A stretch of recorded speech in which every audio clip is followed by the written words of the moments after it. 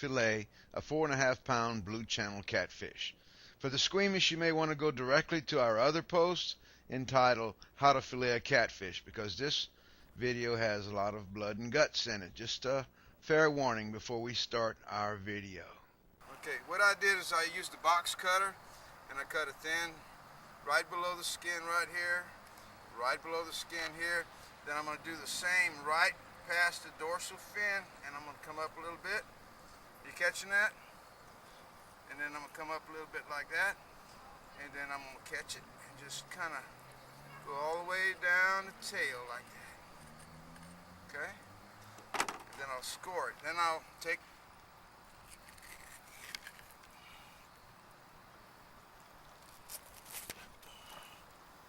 it's a little tough sometimes on the bigger ones.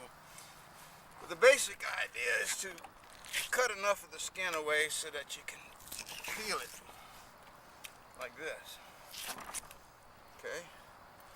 Now the bigger fish, say 4 or 5 pounds, they need to be bled. And you do that by cutting the tail off and letting them bleed out for a little while. And I'll take this knife and I'll cut all the way down until it can't go no more. Okay. And then I'll turn her on the side. There's a little bone right here. Can you see it? You go right next to that little bone. Like that. And on the other side, the little bone's right here. And you follow it. And then what you do is you break the neck. Twist it off the body. And then what I do at this point is I'll cut this belly part off on both sides.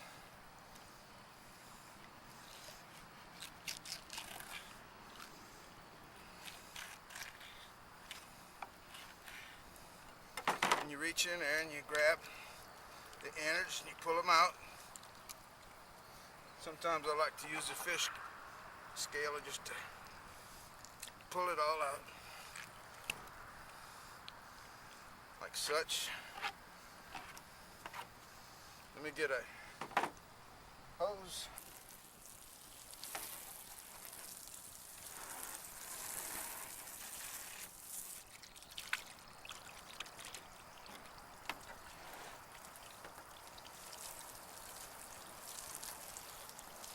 You see right here, you got a pretty good little chunk of meat from what is this, a 4 pounder, 4.5 pounder, I think. You can talk. So what I do at this point, I go from the back and I pull all the bones out.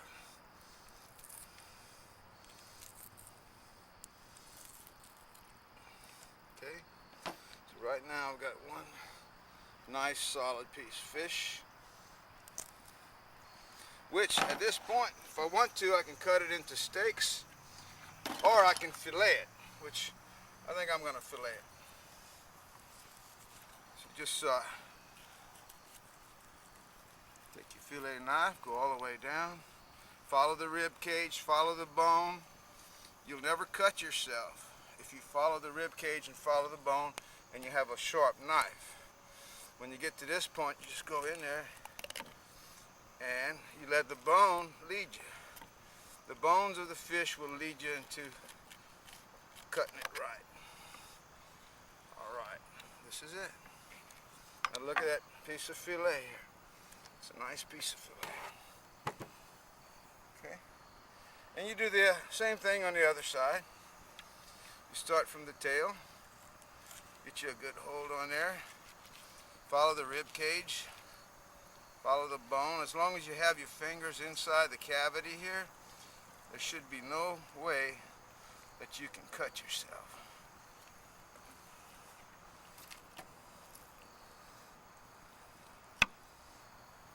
And like I said, it pays to have a sharp knife. I guess I need to sharpen this one a little more. So there you go. Another nice fillet. And that's how you fillet a catfish, Cajun style.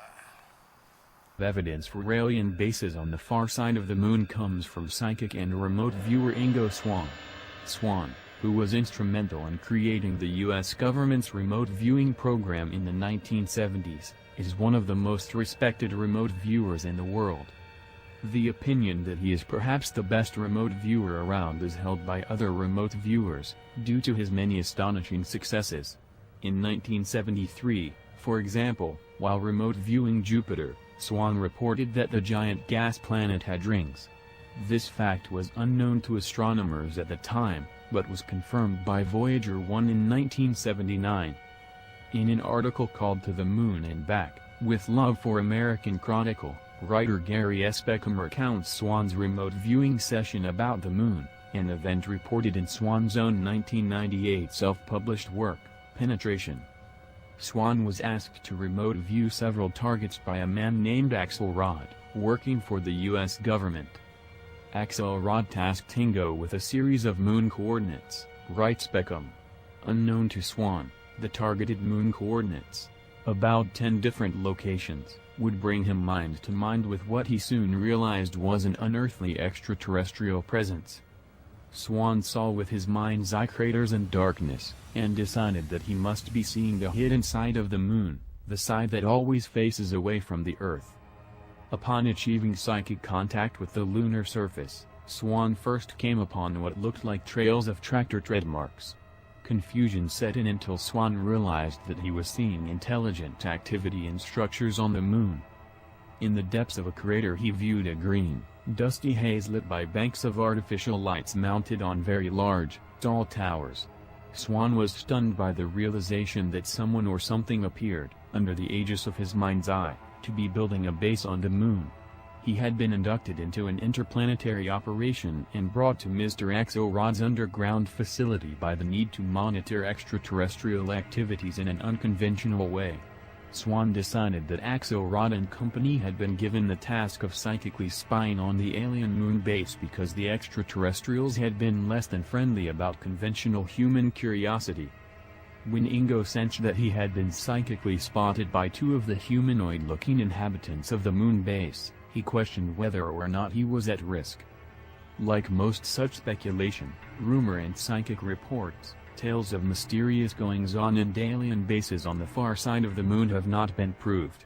Nor can they be proved or disproved, for that matter, until perhaps we return to the moon. Returning to the moon is no guarantee of disclosure, of course.